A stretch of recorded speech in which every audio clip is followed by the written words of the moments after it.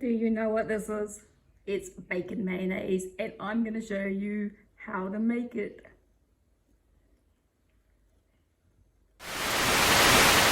Here today I'm going to show you how to make bacon mayonnaise, otherwise known as Baconnaise. So let's get started. This is really easy, only takes a few ingredients. I'll tell you what I've got here. I have got 1 cup of bacon grease. So the reason for using this type of mayonnaise rather than the store-bought stuff is that the store-bought stuff is all full of seed oils. So most of them either have soybean oil in them, or they have canola oil. If you pick them up and have a look, they'll all be plant-based oils that are in them. Much better to use animal fats, they're better for you. So 1 cup of bacon grease, which I melted down earlier. It needs to be liquid. And make sure while you're melting it that you remember, if you've got it on the stove top, make sure it's there. You remember that it's there, because I forgot that mine was there earlier, and next thing our smoke detectors were going off because I left it, and that can be dangerous. It can certainly catch fire, so you want to keep an eye on it. So 1 cup of bacon grease. I have got the juice of half a small lemon, so there's probably about a tablespoon or so of lemon juice in there that I'm going to use. Got some apple cider vinegar. You can use white vinegar, you can use rice vinegar, whatever you want to use. I use apple cider vinegar in mine. The vinegar and the lemon juice, you can use one or the other, or you can use both. The reason for using them is that they're an emulsifier, so they help to make this all blend together and come out the way that it should be. I have 2 large egg yolks there.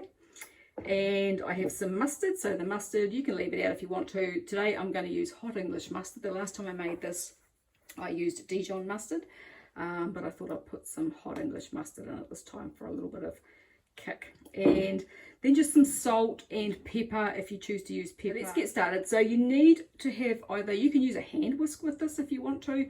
The easiest is probably to use a stick blender. My stick blender is broken, so I'm using my Thermomix, but you definitely do not need a Thermomix for this. Even a normal blender will do the job, as long as you can pour your bacon grease in slowly at the end, because that needs to happen slowly to let it all come together properly. If you put your fat in too quickly, or try and put this all in together and let it blend, it's not going to work, because it needs that slow mixing, that gradual mixing to emulsify it into the egg yolk and the lemon juice and or vinegar. Okay, so let's get started. I'm going to I'll move my camera so that you can see what I'm doing.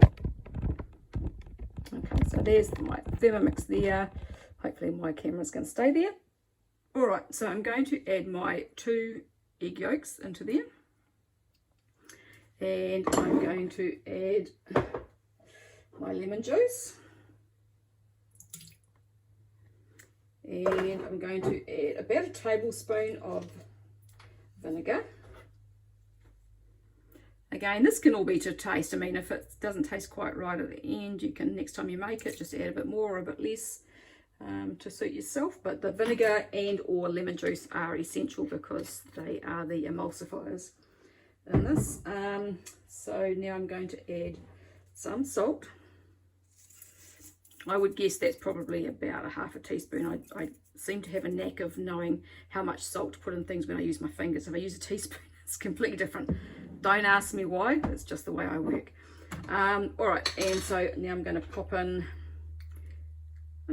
a reasonable sized teaspoon of this hot English mustard.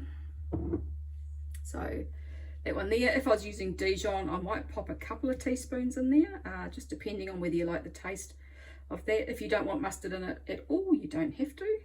This hot English mustard is quite hot.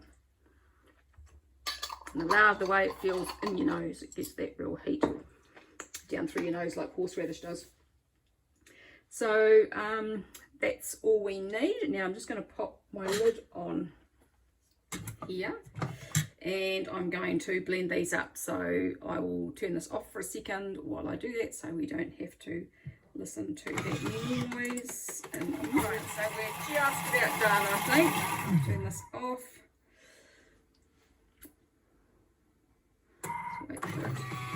So, okay, so that's all pretty well blended in there. I don't know whether you can see. I'll just move this a little bit closer.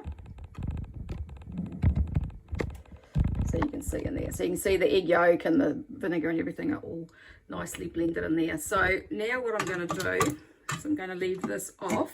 I'm going to put this on slow. So if you had a stick blender, you would have your stick blender going on slow in a tall container, something that things aren't going to splash out of, and have it going while you drizzle your bacon fat into this mixture. All right, so it has to happen slowly. Just let it drizzle and let it just slowly combine, either with your stick blender or in your blender. All right.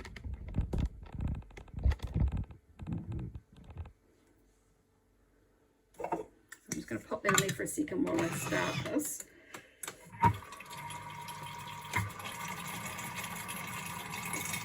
I don't want this splashing out. All right, that looks like it's going to be okay.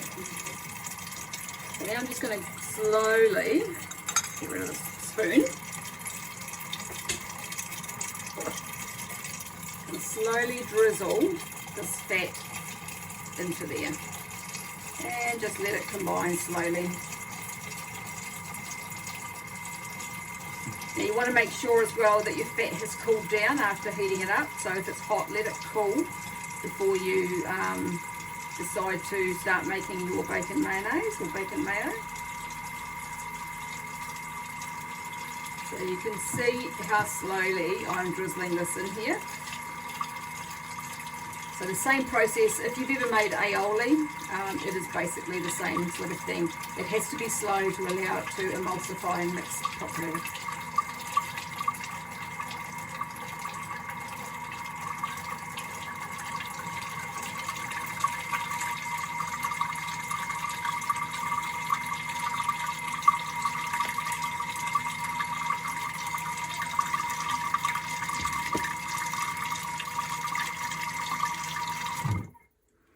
Okay, that looks like it's probably done. I'll just open this up and have a look. Perfect. Okay, so when you've finished making it like this, it's going to look quite runny, but once you put it into the fridge, it will set quite a bit and will come up a lot thicker.